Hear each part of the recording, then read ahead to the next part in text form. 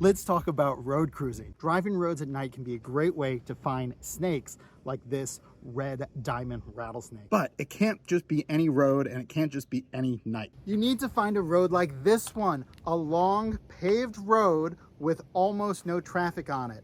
And it's even better if you can find one that has natural areas on both sides. Now, temperature is really important if you want to see snakes like this boa. In general, it needs to be at least in the 70s or warmer in order for snakes to be on the move. You may get lucky if it's 69 or 68 degrees, but generally the 70s is a really nice sweet spot. If you want to find amphibians like this toad, it can be a little bit cooler. Even in the 40s, you'll still find things on the move. And if there's a little bit of rain, well, then you might have a lot of luck. A lot of people ask me, how fast should I be driving? You're gonna see a car coming up behind me in just a second.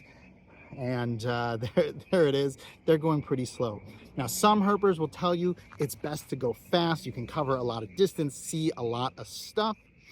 I actually prefer to take a really slow pace.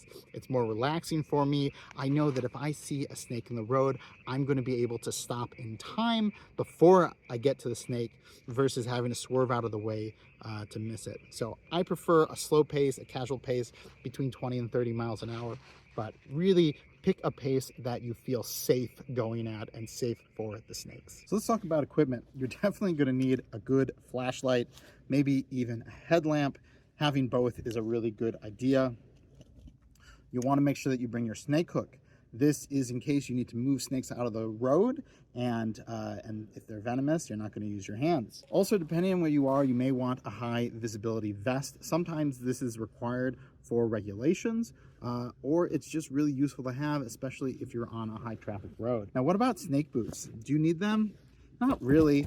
I think it's better to be comfortable in your shoes.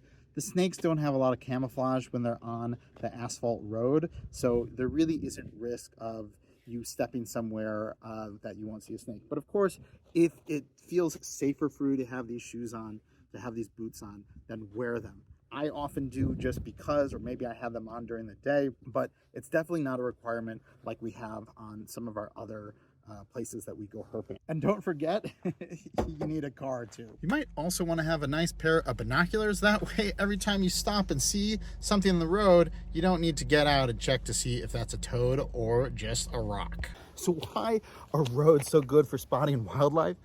Because they stick out like a sore thumb. It's really easy to spot these snakes when they can't rely on their camouflage, and they contrast a lot with the asphalt. So this is Fish and Game coming through here now. I just had a nice conversation with them. They're coming through, making sure that everybody is following the rules. And I have a fishing license, and that's required for California. So I definitely recommend that you check what your local laws are before you come out and road cruise.